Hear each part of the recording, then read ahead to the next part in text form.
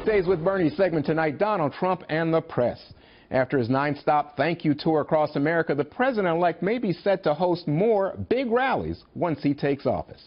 This is the last time I'll be speaking at a rally for maybe a while, you know? They're saying, as president, he shouldn't be doing rallies, but I think we should, right? Yeah. We've done everything else the opposite. Well, no, this is the way you get an honest word out, because you can't give it to them because they're so dishonest. The rally strategy let him bypass the media, but will it pay off after he assumes the presidency? Joining us now with reaction from Miami, Bernie Goldberg, the purveyor of BernardGoldberg.com. So, Bernie, he says they're dishonest, and he's going to go around them, not only with the tweets, but by holding these rallies. Is that a successful media strategy? Not in the long run. Look, can he go to rallies and avoid news conferences? Yeah, he can. There's no law that says he has to have a news conference. It's not a good idea. At rallies, his adoring fans hang on every word. They don't challenge him. There is no room for questions at rallies. So he can. But in a free country like ours, we need a strong mainstream media to hold powerful people like Donald Trump accountable. Yeah, but if they distort, if they go after him to the point where he feels that his message is not being fairly communicated, he's got to look for alternatives. Well, it's not a good idea in the long run. Here's the thing. Donald Trump thinks that the press is dishonest, and to some extent he's right. And the press thinks Donald Trump, many in the press think Donald Trump is unfit to be president of the United States. This is not a healthy relationship. Both sides need to do have a little introspection. The press needs to understand that millions and millions of Americans thought they cheated in this last election, that they were rooting for Hillary Clinton. I'm one of them, by the way, and that they were rooting for Barack Obama before that. They can't dismiss this kind of criticism. They have to come to grips with it and do something about it. Donald Trump, on the other hand, has to look inward also. He has to say, if I speak to reporters, yes, they're going to be more critical of me and challenge me in a way that my fans at rallies don't. But I have to defend my policies and positions and the things I say.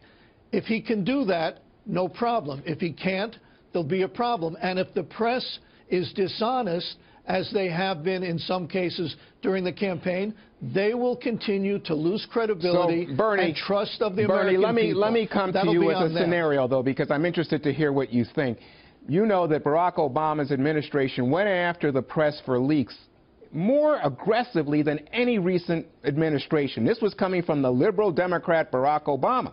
What happens if the press goes after Donald Trump, some of the conflicts of interest potentially hidden inside of all his business dealings? Does he then go after the press, and does it become a clash of power centers that does not serve the American people? Yes, it does not serve the American people. Donald Trump is notoriously thin-skinned. Even if you're one of the people in the audience tonight who love Donald Trump, and that's fine with me, you have to acknowledge he's thin-skinned. So if the press goes after him unfairly, I am on Donald Trump's side and I am against the press. But when they go after him for legitimate things and Donald Trump is thin-skinned and says they're just out to get me, he's wrong. And it's not good for Donald Trump as president. It's not good even for his most ardent supporters, and it's not good for the American people in general. We need a strong mainstream media to ask those tough questions. They need to be fair. And too often, they're fair to people they like and unfair to people they don't like. That has to stop. I agree with you. But he can't just go to rallies. He has to speak. So you want him to go out for his own good. So let me come now. Let me connect the dots on this, Bernie. I read a column by you, just spectacular. It was in connection with a column done by the public editor at the New York Times, Liz Spade. Right. Spade said, in fact, there's a lack of racial diversity at the liberal bastion New York Times. Even when covering the sports department, she says, no African Americans, few people of any kind, any race but white. And yet the New York Times holds every other major institution in the country accountable in terms of lack of diversity. So I read Bernie Goldberg, and Bernie Goldberg said, what about ideological diversity? What about a conservative point of view at the New York Times. Where's the diversity on that? So, Bernie, where is it?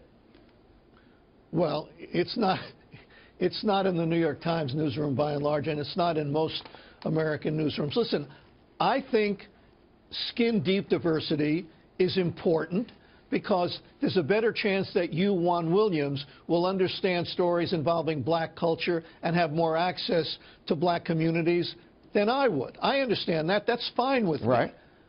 But in the news business, an even more important kind of diversity is ideological diversity, diversity of opinion.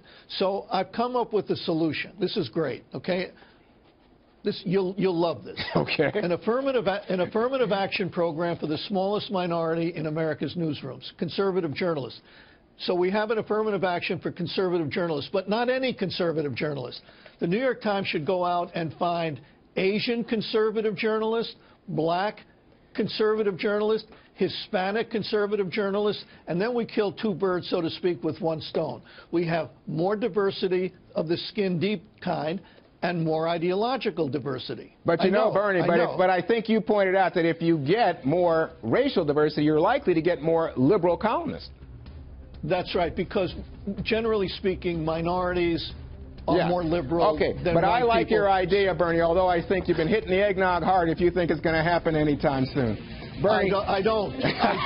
Thank you, Bernie.